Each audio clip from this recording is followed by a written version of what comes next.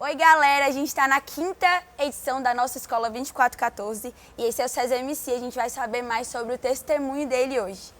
Prazer, César, estar com você aqui como nosso convidado da escola e a gente queria saber um pouco mais sobre o teu testemunho, sobre como você conheceu Jesus. Conta um pouco mais sobre quem é você. Da hora, prazer é todo meu de poder estar aqui, vivenciar esse mover, esse projeto que é tão completo e tão intencional, né? Nessa missão de anunciar Cristo e de viver isso, eu estou muito honrado. Sobre mim, César é um jovem negro periférico que vem do Espírito Santo, Morro do Quadro, e que encontrou em Deus vida e encontrou no rap, no universo da cultura hip hop, voz, sabe? E entendeu que comunicar essa vida se tornou uma direção que era preciso levar muito a sério, com muita intencionalidade. Se nesse espaço eu estava tendo uma identificação, eu estava sendo escutado, por que não comunicar o que me trouxe mais esperança, o que me trouxe realmente fôlego de vida, encanto para continuar caminhando todos os dias, né? Então eu enxerguei essas duas coisas como coisas que se unem na minha vida e que formam quem eu sou e o porquê que eu estou aqui. Fui criado dentro da igreja, aquela avó que salvou a nossa vida, todo mundo tem, Dona Zélia, amo você, tá com Cristo já. E dentro da igreja muitos valores foram cultivados dentro de mim, muitas histórias positivas, muita vivência que me fez ser quem eu sou hoje. Porém, num certo momento de crise de fé e de vários embates, com muita confusão a respeito sobre o que eu realmente cria, eu comecei a me questionar e me deparar com muitas pessoas que tinham pensamentos diferentes, culturas diferentes, religiões diferentes, personalidades diferentes. E dentro desse contexto que eu estava de vir com essa bagagem de igreja, mas estar mergulhando dentro de um contexto do rap, eu escutei muito essas pessoas, sabe? E como eu estava num momento muito confuso, eu fui colocado contra a parede, sabe? Ou eu largava tudo que eu acreditava e tinha vivido até ali, só que eu não podia fazer isso porque ainda que eu tivesse dúvidas, ainda que eu tivesse experiências negativas dentro do ambiente religioso, eu sabia que eu tinha vivido algo ali inexplicável, então eu também não podia abandonar isso. E o que eu também não podia fazer é deixar de escutar as pessoas que pensam diferente de mim, porque senão eu teria uma fé cega, né? A palavra diz, estai sempre prontos para poder responder à razão da sua esperança. E a razão da minha esperança eu tinha que ter na ponta da língua e naquele momento eu não sabia a razão mais da minha esperança. Ou pelo menos não tinha com clareza essa visão. Então comecei a escutar muitas pessoas diferentes e eu mesmo achei que seria o momento que eu chutaria o balde, assim, né? Porque muita crise de fé, ouvindo várias visões diferentes, só que foi o momento que Deus começou a me chamar para perto através do que as pessoas me falavam, sabe? Tudo aquilo que era contra a minha fé ou que pensava diferente, ao invés de me fazer balançar, me deu mais fé. Porque Cristo me fazia enxergar nessas pessoas Ele mesmo. Nos ateus eu enxergava Ele. Nos que tinham até agressividade em julgar a minha fé, eu enxergava Ele. Nos que pensavam diferente, eu enxergava Ele. E eu senti Deus me chamando e falando, vinde a mim, arraizoei-vos. Você tem dúvida? Você tem confusões? Você tem uma visão diferente? Chega perto. E eu comecei a entender que a forma que Deus estava me tratando e avivando tinha muito a ver com as pessoas que estavam ao meu redor também, sabe?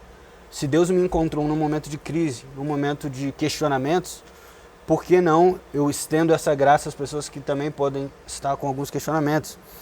E eu enxerguei muita resistência a tudo que é Bíblia, tudo que é Cristo, tudo que é dentro desse universo de cristianismo por parte dessas pessoas.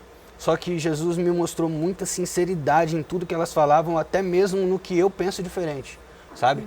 Existia um rancor, existiam dúvidas, existiam questionamentos que não tinham a ver exatamente com o que era Cristo, mas com o que foi projetado para elas antes. Então eu senti Deus falando, ei, presta atenção, ama essas pessoas, escuta essas pessoas, porque não é o que elas pensam ou o que elas dizem. É porque elas pensam e por que elas dizem o que pensam. Então eu senti uma certa urgência de olhar para dentro do ambiente das artes como um campo missionário também, sabe?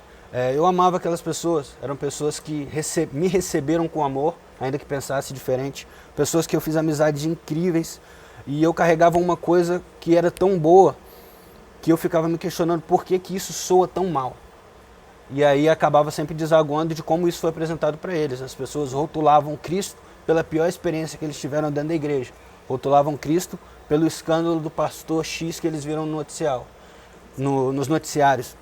Eles rotulavam Cristo pelas questões históricas que muitas vezes aconteceram pelo rótulo de cristianismo, mas que não tinham nada do que realmente era mover de Deus. Então eu me senti nessa obrigação, nessa urgência de, com honestidade, olhar no olho dessas pessoas e compartilhar a minha esperança para além dos rótulos, para além da liturgia cristã. Olho no olho, falando a verdade e também dialogando com temas fora dessa área de... E muitas vezes a gente se limita, sabe? Sim. Como diz em Colossenses, eu creio num Deus que, como diz lá em 1 Colossenses, vai dizer que ele reconciliou todas as coisas. E quando eu reflito sobre todas as coisas, eu fico pensando qual foi o momento que a gente se privou ou teve um medo que Deus não teve de falar sobre todas as coisas, sabe? De mergulhar em todas as coisas. Colocou ele numa caixa, né? Exatamente, porque eu acredito que essa liturgia cristã, que fala dos nossos assuntos espirituais, das nossas questões, por mais que tenha uma função ministerial muito forte para nos nutrir, nos orientar, ela deixa muitas pessoas alheias a um Deus que é belo em tudo e que tem beleza a se revelar em todas as coisas. Então quando eu olho para o livro de Cantares, quando eu olho para Eclesiastes, quando eu olho para Daniel, que em meio a uma cultura pagã estava ali com a função de ser excelente, ficar e ter frutos, eu enxergo que é necessário também uma ousadia para que a gente dialogue com tudo, para que a gente ame as pessoas de verdade, sabe? Eu tenho muito medo de uma visão missionária que apenas quer cumprir uma meta e se esquece que a meta são as pessoas. A gente cria os nossos métodos de evangelismo, cria a nossa mentalidade e passa pelos problemas das pessoas sem escutá-las, sabe? Eu vi uma ministração do Lacraé que falava que algumas pessoas dentro da religião, elas carregam o evangelho como uma arma, assim, que eles querem espalhar: Jesus te ama, Jesus vai te salvar a todo momento. E quando eles esbarram com o problema de uma pessoa, eles estão mais preocupados do momento de dar o tiro do que simplesmente escutar o que essas pessoas estão vivendo. E quando eu olho para um Cristo que chorou diante, por exemplo, de Lázaro, que estava morto e ele sabia que ia ressuscitá-lo, mas que conseguiu chorar, tendo empatia com todo o sofrimento alheio, eu fico pensando por que a gente não escuta o clamor dessas pessoas, dialoga com o que elas estão vivendo. Por que às vezes a gente quer levar uma placa sem sentar e realmente amar essas pessoas? Será que a nossa meta é a meta de Deus nessa questão do evangelismo, assim? Então, assim, são pensamentos que eu tenho, são pensamentos que eu carrego e tento amadurecer comigo, mas é boa parte do que eu tenho direcionado o meu mover entre falhas e acerto. Não sou perfeito e vou aprendendo, e graças a Deus, Deus não desperdiça nada. Então até os meus erros me levaram, obviamente, ao arrependimento, mas também a experiências com outras pessoas que fizeram virar um testemunho esses erros. Então eu sigo tentando achar o meu caminho, fui encontrado por Cristo fora dos rótulos e preciso ser honesto da forma com que eu fui achado para achar outras pessoas. Você está no meio secular, a gente conhece você pelo Poesia Acústica e outros meios. Eu queria saber para você como é ser cristão nesses lugares. Da hora. Uma coisa que me incomoda muito, né? Uma coisa que não me deixa dormir, a coisa que mais me deu esperança na minha vida, que mais me alegrou, que mais me deu destino, sendo pregada com um tom de ameaça ou sendo interpretada com um tom de ameaça. Eu fico me perguntando como isso aconteceu, sabe? Em Romanos vai dizer que a blasfêmia dos gentios é causada por vossa causa. E naquele contexto está dizendo que o mau testemunho daqueles que dizem crer gerava uma má interpretação do que era Cristo. E essa blasfêmia tinha a ver com os que diziam crer, não com os que blasfemavam. Sim. E dentro do universo onde eu estou, eu enxergo muito disso. Eu enxergo que muito daqueles que a religião às vezes está julgando, esses odeiam fé, odeiam tudo que é do cristianismo, na verdade são pessoas que tiveram uma outra projeção do que é Cristo e criticam essas coisas. São críticas sinceras, críticas legítimas e críticas que eu concordo muitas vezes, embora tenha inúmeras outras críticas que eu também não concorde. O que eu estou falando é um pouco de sinceridade e honestidade na forma que a gente comunica o que melhor nos alcançou, sabe? Então é importante de estar nesses meios para que as pessoas tenham uma chance honesta de ver a face de um Cristo que não deixou margem de erro que a religião deixou. Os rastros pela história que a religiosidade feriu tanto a humanidade não são os que Cristo deixou, sabe? Para cada pastor que se envolveu em um escândalo e gerou uma má interpretação do que é um pastor, tem um pastor que está fazendo um trabalho saudável, que está amando as pessoas, sabe? Para cada escândalo de igrejas que se envolvem em, sei lá, que falam muito aquele estereótipo de que a igreja virou comércio. Só que a palavra do próprio Deus é: não façam da minha casa uma casa de comércio. Então, para cada experiência negativa que alguém possa ter absorvido da religião, você tem um traço de Cristo que diz que não é isso. Então eu acho que uma forma de comunicar é estar lá, sabe? E as pessoas me conhecem pelas questões que a gente chama de cultura secular mesmo, né? E eu acho que tem muito a ver com a sinceridade, cara. Eu gosto de falar de amor, eu gosto de rap, eu gosto de correr, eu gosto de beber água, eu gosto de almoçar, eu gosto de jantar. E Deus é o Deus que reconciliou a janta, o almoço, o amor e todas as coisas. E eu me sinto sincero participando de tudo isso. É claro que existem alguns cuidados. Com o nosso coração, ele precisa estar no lugar certo, tanto no meio que a gente chama secular, como no meio religioso. Porque se o nosso coração está no lugar errado no meio religioso, o escândalo vem também. Eu falo isso porque, estando em meio a coisas que não são a liturgia da religião, eu sofro muita resistência vindo de dentro também. Que não é adequado, que não é a melhor maneira, que não traz transformação. Mas eu penso que se nós somos transformados pela renovação da mente e a liturgia molda o jeito de pensar, eu preciso atuar em algo que muda o jeito de pensar, que é a liturgia, a música, o que a gente assiste, o que a gente contempla, o que a gente ouve.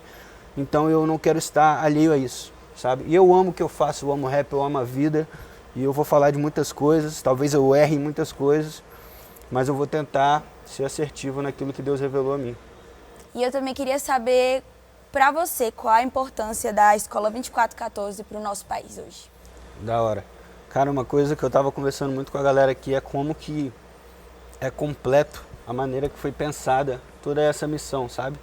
Desde os meses de preparação da galera que tem os locais específicos para o prático, que vão viajar e que vão para esses lugares, desde o tempo aqui na escola, sabe? As áreas que foram trabalhadas, desde a timidez, a questão da salvação e todos os temas que são centrais, mas também adentrar na cultura do outro e como isso foi da teoria à prática de um jeito muito intenso e de um jeito muito verdadeiro.